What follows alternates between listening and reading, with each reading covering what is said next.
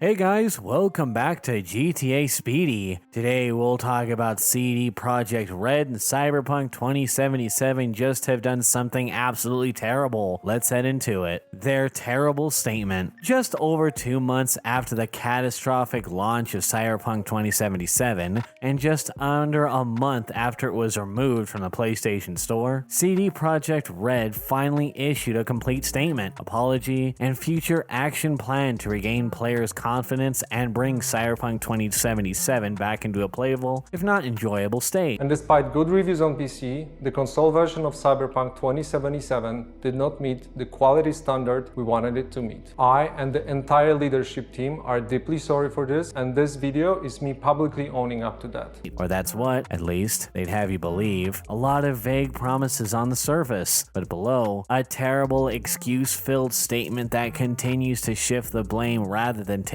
ownership of the problems that leadership needs to take on. The CD Projekt Red statement on Cyberpunk 2077 was, quite frankly, awful, and continues to highlight the problems leadership has in the studio. Iwinski then mentions the positive reviews for the PC version of the game after a bit of posturing about a culture of honesty and transparency, before finally getting to the subpar console version. Cyberpunk 2077 console version did not meet the quality standards we wanted it to meet. I and the entire leadership team are deeply sorry for this, and this video is me publicly owning up to that, Iwinski said, a statement that precedes a bunch of excuses for what happened, including casually placing blame on QA by saying that they hadn't discovered these issues and old consoles as if the game wasn't announced before the PS4 even came out. Please, don't fault any of our teams for what happened, says the man who goes on to fault his team in a roundabout way. We're still not even a minute away. Myself and the board are the final decision makers, he says, and it appears that he might actually be taking accountability here. We are the ones who made the decision to release the game.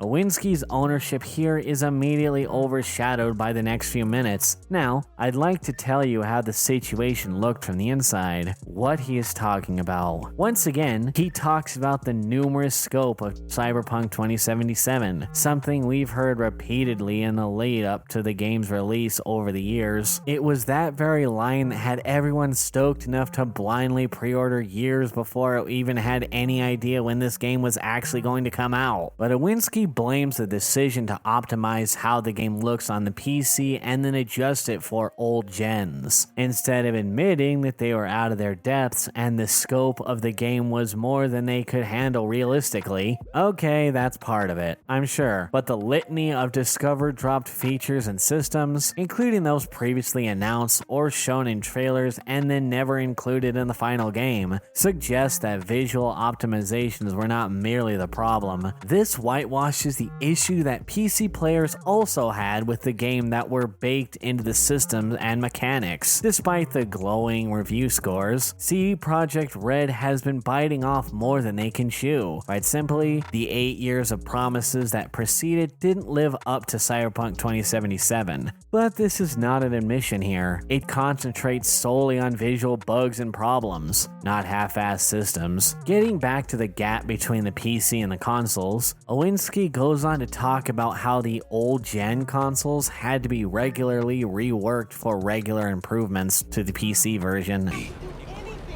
Morgan Blackhand, Andrew Wayland, Adam Smasher. Now, let's not forget that until less than a month before CD Projekt Red, PS5 and Xbox Series X were not even released, not to mention that the native next-gen consoles were not even available at launch either. In fact, the native PS5 and Xbox Series X versions will now not launch until a vague second half of 2021 window in order to actually fix the game, and also somehow prioritize behind behind the release of free DLC for players. To be able to blame the gap on old consoles is a nice buzzword, but the reality is that this game was in development on those old consoles for most of the time it was in development. Iwinski then says the team did not catch the problems players begun to have at release. Believing that the Day Zero patch would be up to par for everything, it was necessary to test every change and update, and as it turned out, our testing did not show a large part of the issues, he says, casually laying blame on the QA teams. Conversely, he then talks about seeing improvements leading to release each and every day. So which one was that? Did testing not catch the problems, or did you catch problems and see improvement without thinking about how they play together? The incoherence in the state jumps from one excuse to the next. Iwinski continues to address the review process, in which PC copies were first sent to restricted outlets with severe constraints in place, while console copies of the game were limited to just a day or two before release. To many, before dealing with the ultimate blowback that would come from the shoddy console release, this seemed like deliberate obfuscation of the issues present on the console version to secure a positive initial outlook from PC players lucky enough to be hand-selected for a code. Iwinski downplays this, however, claiming that it was because of the fight for quality on old-gen consoles that the console codes were not sent until late. Conclusion: the video is just another effort to whitewash the situation and not address the real issues, in spite of promises of honesty and transparency, although I'm sure CD Projekt Red is actually working hard to fix the game without a dishonest video trying to pretend they had no idea of the problems of Cyberpunk 2077 had on last-gen consoles. They could do so without subtly shifting blame to the overworked QA teams. They might do so. They could do so while actually admitting that they misled the public intentionally about the game's console versions. Then again, this is a publicity-traded company beholden to investors